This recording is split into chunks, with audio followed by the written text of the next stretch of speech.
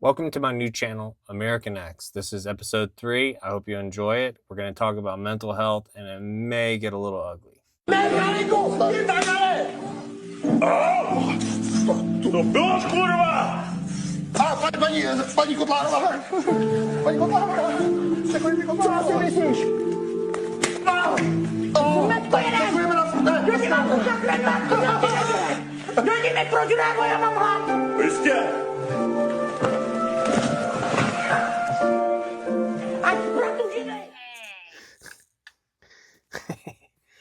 This is the this is the video that made me want to do the episode on mental health.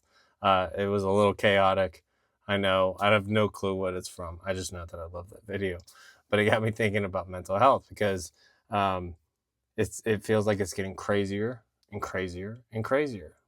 There's I guess you could call them mental health crisis events or crises that are happening everywhere.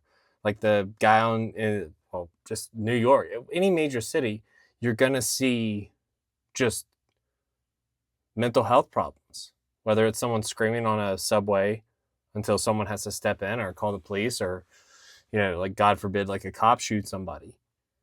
But it's getting more like background noise. People are depressed. They're anxious. Everyone's broke. And sometimes it's not easy to see mental health issues. It's not like particularly easy. Sometimes it is.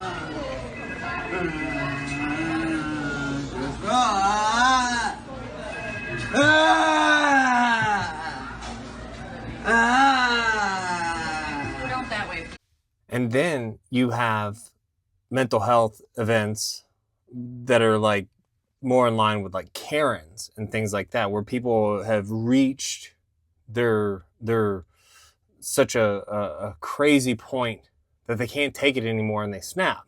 And it's one thing if you're talking about somebody who's like going to do something awful. It's like the mass stuff that has been going on since like the 90s in schools, malls, things like that. People just lose it. I don't know if you've ever seen the movie Falling Down, where it's like Kirk Douglas, where he just had enough. He loses it.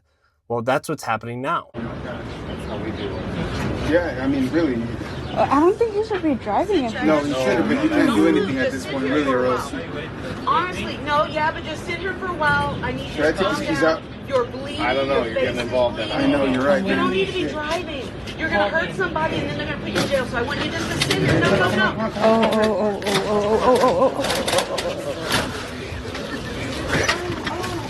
Oh my God. The flowers! The flowers! Oh my God! Oh! All right, now you need to call it. Oh my God. Oh my God. Yeah. Take the keys out. I'm going to take the keys Oh out. my You know, as much as God. a dick as he's been, I don't I know. want him to You were the first. I'm going to take it. he needs an ambulance. Yeah, he does. He does. Do yourself a favor. Do not Google road rage videos. It's like a rabbit hole that you'll get stuck on for like 2 weeks and then you'll lose all faith in humanity. Like, people are like rat traps, ready to go off at any moment.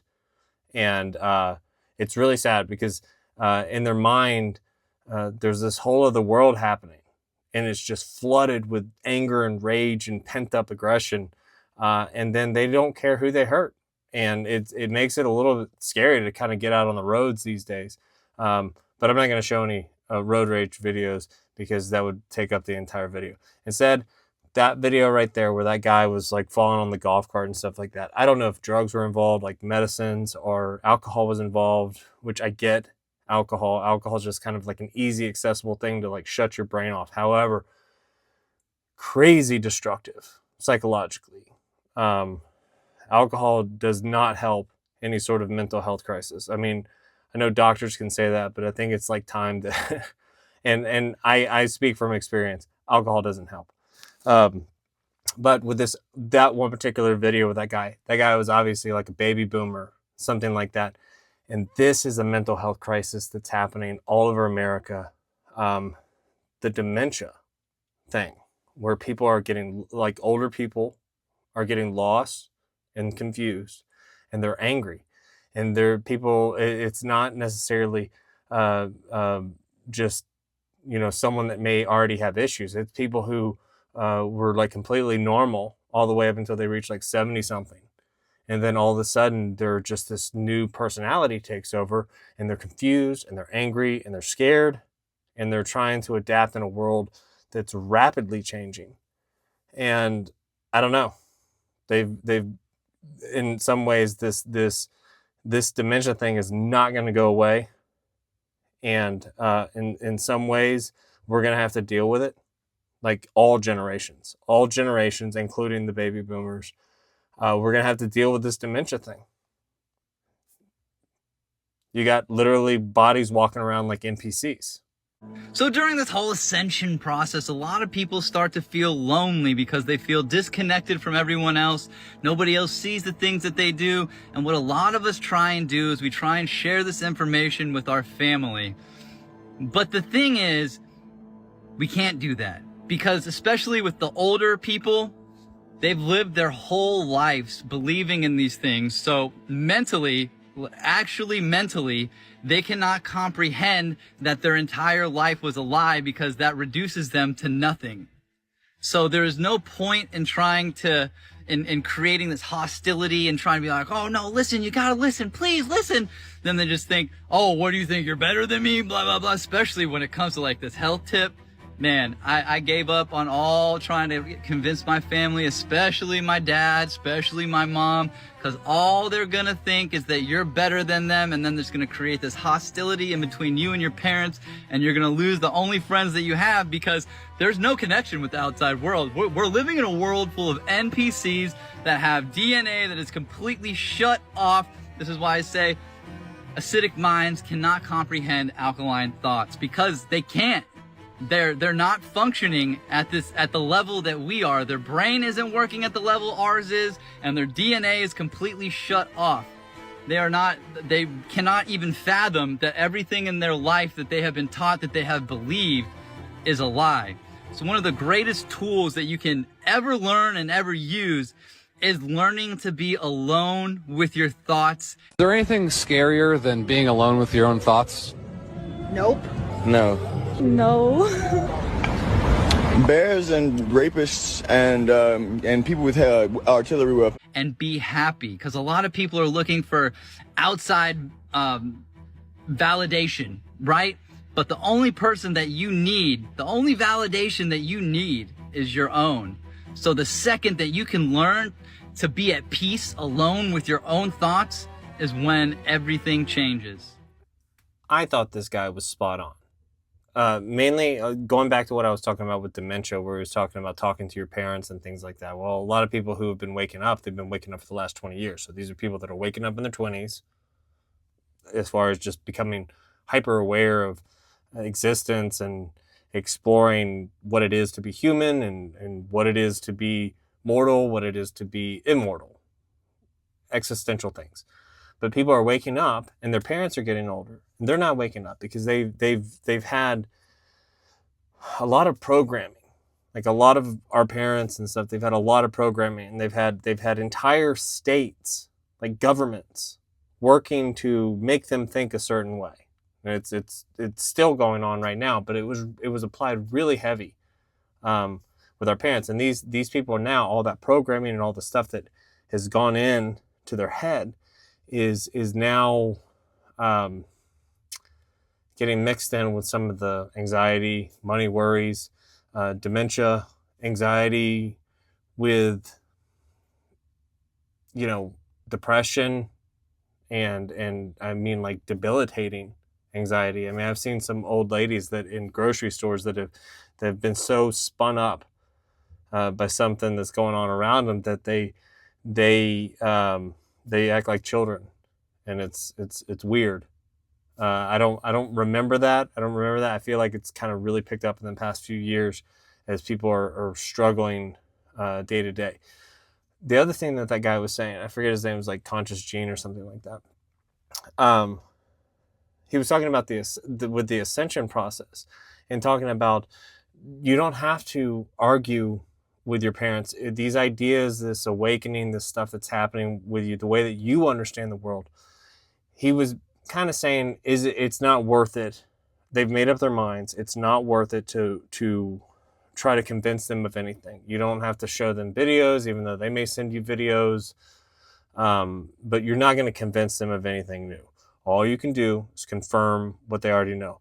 In that question, there's been a question that's been going on in my head for like past few weeks, where especially when I was doing I'm doing YouTube videos, and I'm starting to be a little bit more intentional about what I'm saying, what I'm putting out there, because it's so public and it's so permanent, unless I take the video down, or I don't know, but I'm putting it out there truly into the universe. So I'm being a little bit more intentional of what I say, and what I'm going to say. That's weird though. It's the same thing. What I say and what I'm going to say is the same thing. Anyway, crap, what was I talking about? Oh, the question that's been in my mind is being heard, or being proven right, or being validated by other people, especially parents, or especially like mentors or older people whose minds are starting to become a little unhinged. And you have our generation that's starting to seek validation from our parents, these people that taught us things, and now we're learning things. We have the help of AI, we have the help of internet and things like that. And now we're trying to teach our parents, and they're not learning anything. And so the question has been popping around in my head. Is being heard and being right worth more than keeping peace? And like, really think about that. Like, what is the end result of being validated? Is if it means giving up peace, is it worth it to be validated if you're introducing chaos? Like just bringing up an event, or bringing up, I don't know, Bible with like a religious parent or something like that. But what he was saying at the end of that video, where he was talking about being okay with yourself, being okay with your own thoughts. And that's the ultimately, for someone like me, the mental issues that I have struggled with has been more of depression, things like that. And depression is a monster. Like, it's a battle, a huge battle. And it has come and gone since I was 16 years old. That was probably my first major depression, and then it'll go away. And then there are events that happen in life, like the death of my father. And of course that brought, in a way, seasonal depressions, going through Christmases and birthdays, and knowing that these days were coming up, and I applied so much meaning to events that it would spur up depression in me, because it was unfulfilled expectations on myself, on others. But what he was talking about in that video, where he was saying, be okay with your own thoughts. And I can't speak for dementia, because I don't currently, I don't have dementia, but I do have I have had depression, and I'm prone to depression. So I only know about it from that. And being okay with depressed thoughts is really, really hard, because you have to change this bully in your head. You have to change this worst version of yourself who's constantly feeding negativity, because you've maybe, in a way, events or trauma has been feeding into you, and you have grown negativity, and then it blossoms in ways like depression. So I can only speak on depression from my own personal experience. But depression is a monster, and it's hard to be okay with your own thoughts. However, if you can do it, if you can plant enough self-willed positivity into your own life, it's possible. It's possible that you change the radio station in your head to where you're not listening to someone bully you all day. That, I don't know, you think of a pretty song or a pretty poem or a speech or something like that. Anything to replace just that negative hum that's in your head. And, I know that for people that struggle with anxiety, it's brutal. I mean, you feel like you're going to die. It's so stressful. You feel like you have total loss of control. I've had a few panic attacks in my life, and it's awful. You feel like you're gonna die. And I know for a fact that there's been lots of people recently that are having panic attacks because they're finding out they're for the first time they're finding out that they can't pay their house note, or they can't pay their car note, or their insurance, or I don't know, their cell phone. And all of these things, to lose your car, to lose your cell phone, these are highly disruptive things, and they add to the trauma. You know, most people don't understand what it's like to carry something so heavy, it literally shapes the way you live. To second guess happiness, because it always just feels temporary. You know, trauma isn't just a memory, it's a fingerprint on everything you touch. It makes peace feel impossible to obtain. And people, they'll just tell you, just let it go. But how do you let go of something that became a part of you? I know what it's like to smile in public and to break in silence. So I want to tell you, despite what people tell you, you're not broken. You're carrying more than most can handle, and you're still finding a way to move forward. That's incredible strength, my friend. I see you. And if no one has told you this, I want to remind you, you are getting through everything that you're going through. I'm proud of you for holding on, even when everything in you wanted to let go.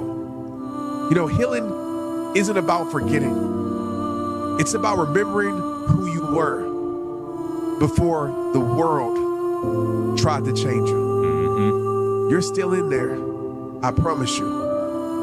Go find yourself. Okay, let's turn around and show them what we've accomplished.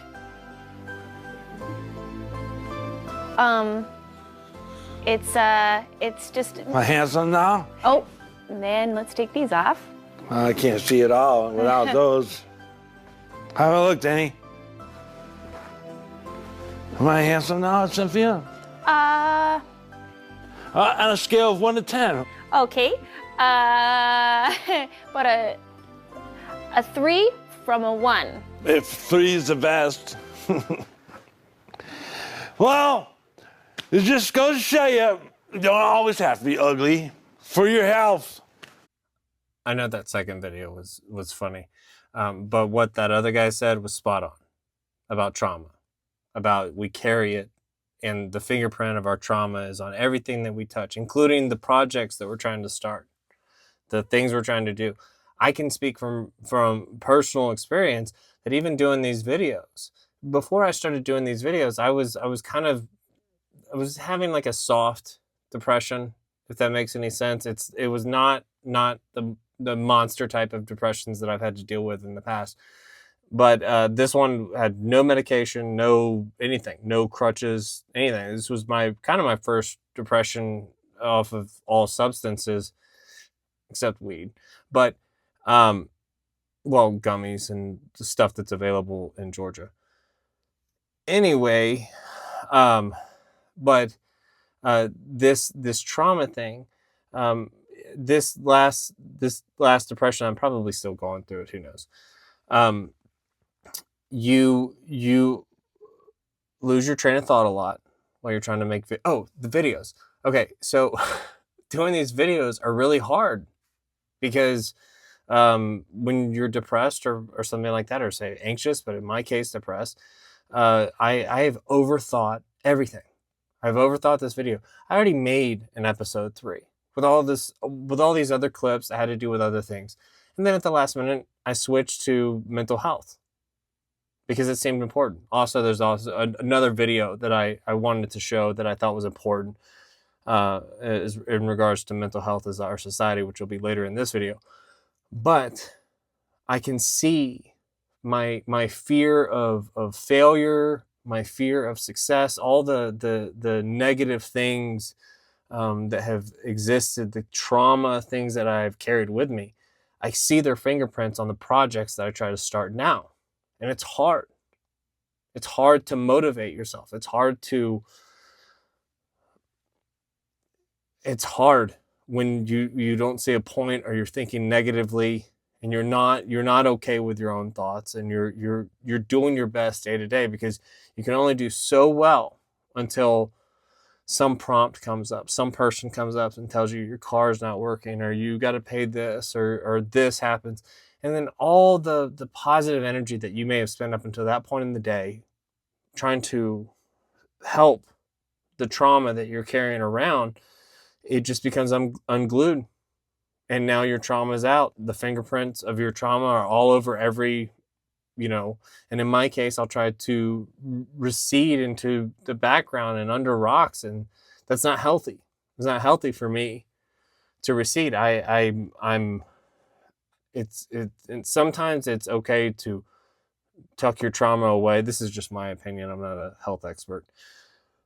There are times when you can hide your trauma, and then there are times when you can't.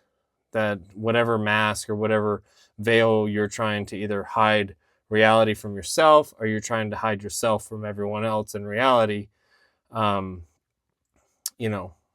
fingerprints of trauma, the fingerprints of mental health crises is there.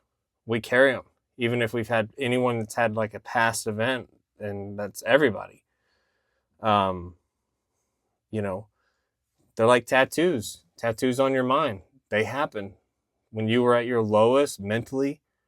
Those things happen, and you carry them with you. But I think that the trick may be not so much about pushing those things back, but actually finding a new way to be thankful for them.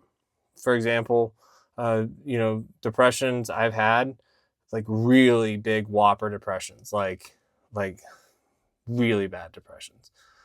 I have found a way to be grateful for them, because in those moments, I could really see God, I could really see the universe, and I could see reality in a way step up miraculously, like crazy miraculous.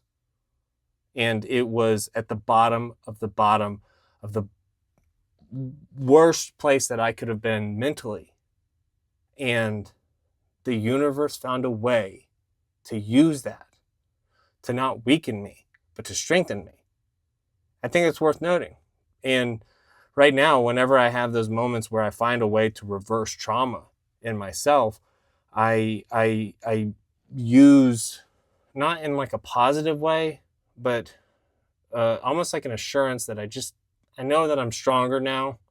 And next time, not because I want there to be a next time, but because there will be a next time.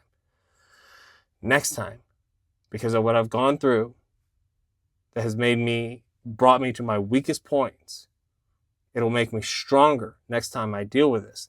Now that's taking control of your thoughts. People closest to you only get so close, right? The people you sleep next to, only so close, right? You got to give yourself little pep talks in your head all day long like a crazy person, because you're the only one looking out for you. I got my wallet, got my cell phone, okay. Where are my keys? Okay, I got my keys. All right, it's going to be a great day.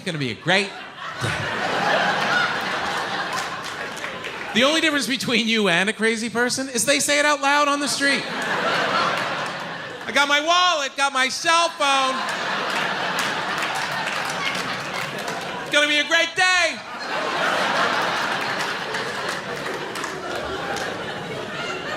You're looking at him across the street. This guy's nuts. We don't yell like that. No, we don't. We should get some ice cream. I don't know why we don't feel like we're doing great, right? You work hard, you do all the stuff you're supposed to be doing, you're doing your best, and still you feel like it's not enough.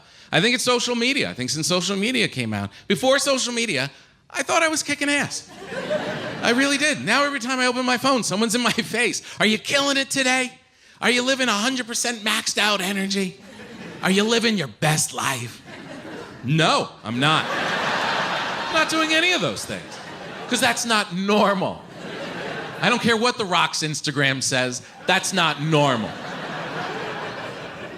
You know what's normal? How you feel right now. Right now. In your funny little gassy bodies. A little achy, a little tired, lightheaded. Taking deep breaths so you don't pass out in front of your friends. Worried about your bills, worried about how you're getting home, worried about that thing you found on your ass. That's normal. And it's exhausting, and that's normal too. Being tired, which I know you are all the time, that is normal. You don't need a 5-hour energy drink. You need to lay down once in a while. Deus, que lindo! Gente, vem cá, vem cá. Olha que lindo! Olha que lindo! Vem pra gente! Vem pra cá! I thought it was a nickname because you drive a Subaru. I drive a Subaru because I'm gay. Facts. Back it up, back it up. 2, 2, 3 gonna make it.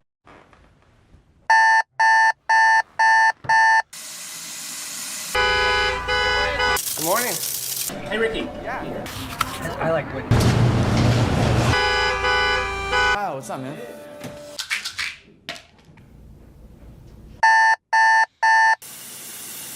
Good morning.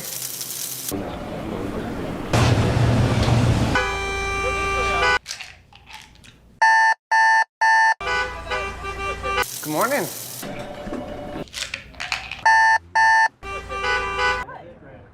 Good night.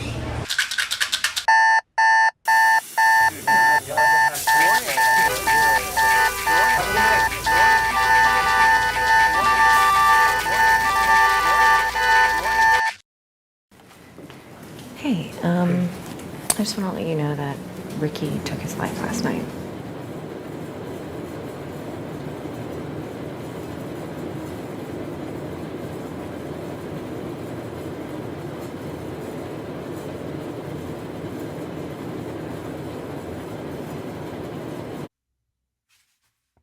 You got to admit, that last video, the depression one with the guy and Ricky and all that, that got you. That tricked me.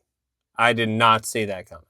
There's 2 videos this week that I did not see coming. The depression one and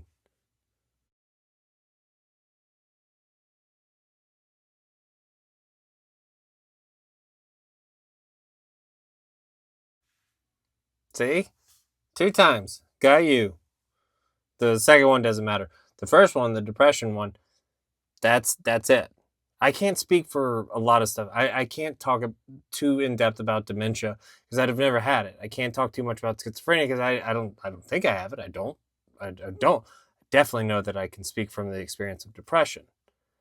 And I don't know. You just over time, like when you're depressed, if you get suicidal or something like that, you talk to other people that may feel the same way, and it's really the quiet ones. It's the ones that are not talking, the ones that are smiling the most. And that's what's so scary about right now. Like the American experience right now is because I know how to spot depressed people or sad people. And there's a lot of sad people, a lot. And it's hard. What are we going to do? What are we going to do? Because honestly, our system to deal with mental health in our country is failing.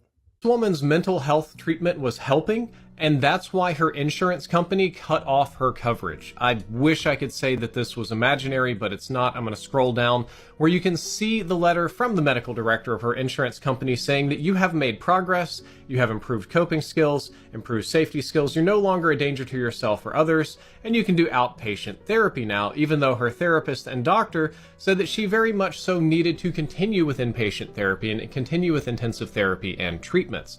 And what's cursed about this is that insurance companies in general use that's called progress denials. They use a patient's improvement to justify denying mental health coverage.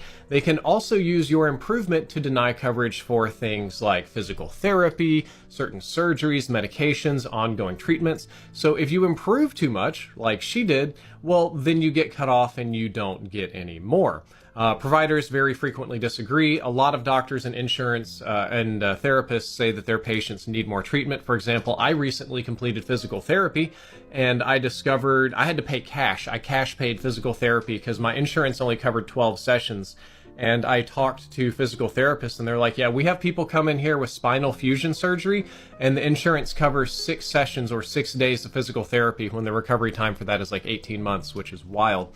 But the other thing that can also happen in the opposite direction is if you don't improve enough. If you go to therapy, physical, mental, whatever kind of rehab, and you don't improve enough, they'll cut you off for wasting resources. They're like, well, whatever therapy you're taking clearly isn't working, so we got to cut you off so we don't waste money.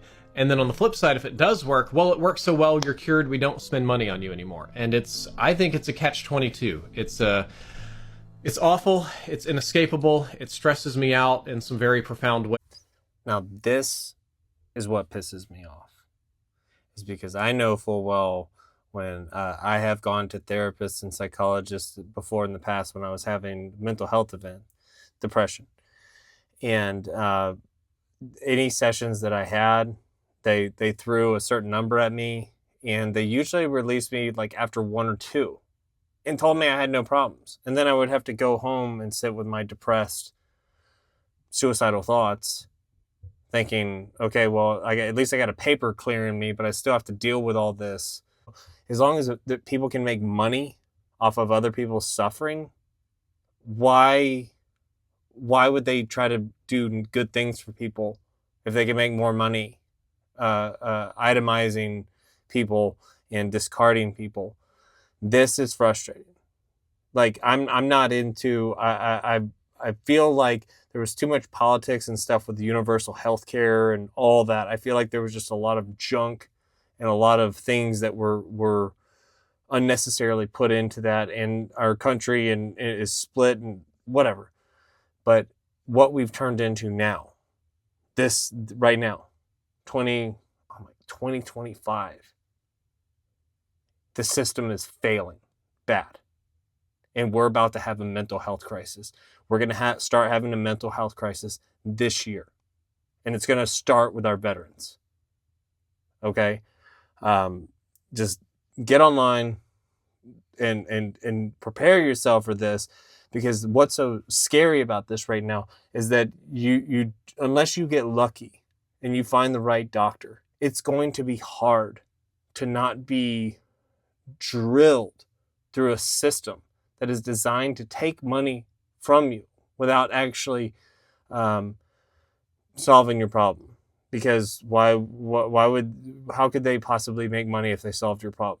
It's better to either string you along or wait till it turns into a more profitable venture. We have bankers running our psychiatric care places now, is what it seems like. It seems like they're taking the power away from the doctors, and now it's just insurance people that make all the decisions. And now they're turning over this decision, what was already cold and calculating, they're now turning that over to AI to decide.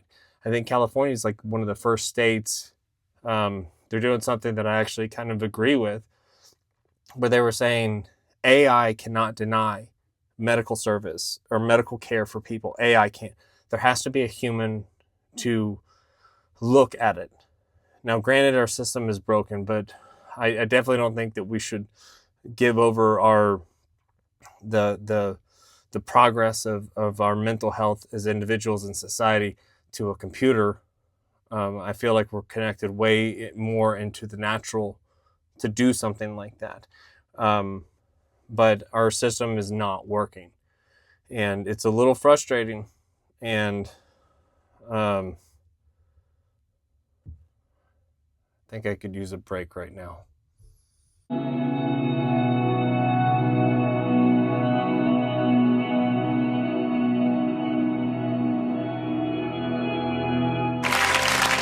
And now, Deep Thoughts by Jack Handy. We tend to scoff at the beliefs of the ancients, but we can't scoff at them personally, to their faces, and this is what annoys me.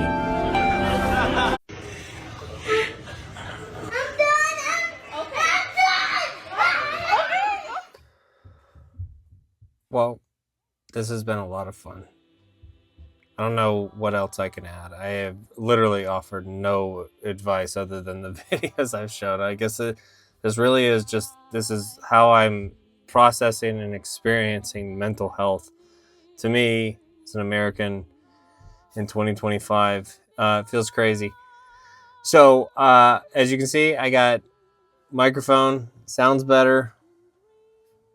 So that's good. And I'm gonna make more videos, and I'm putting out Nova Ecclesiastica videos. They're just little short snippets. But really, there's only one person watching. One subscriber right now. But I'm gonna do this anyway, so I hope I'm not boring you. And yeah, more videos coming soon. And before I go, before I end this video, I just have one more video left, and it's this. In good conscience, leave a nice motorcycle, and given that you're going to a children's hospital and doing all that, I got a tow truck coming. I'm going to move your bike from here to just somewhere off of Quebec. Somewhere safe. Okay. Yes, into a parking lot. Okay. Because I don't want you moving this and getting hit whenever you put it on the trailer. I was going to say that I'm very lucky that I have this, but I was starting to get worried that... I absolutely agree. Yeah. So I've got a tow truck. They're coming from Castle Rock, so it's going to be a minute. Okay. So we're just going to move it off of here. Just to the exit? To the exit. I'll give Okay. you, if you can give me a number, Yeah. I'll give you my number. You can call me personally. I'll let you know where it is.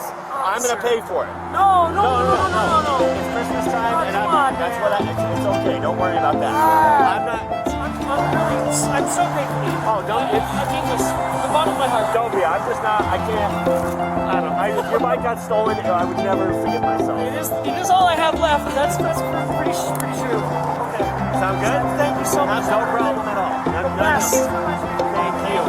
Absolutely. I thought that was a nice video to remind me people are good. No matter what, people have the capability of being good, and that makes me happy. I miss Colorado. That video is from Castle Rock, Colorado, and yeah, I miss it. But I can dream, can I? Can I adore you? Of the way our oceans apart, I can't make you open your heart, but I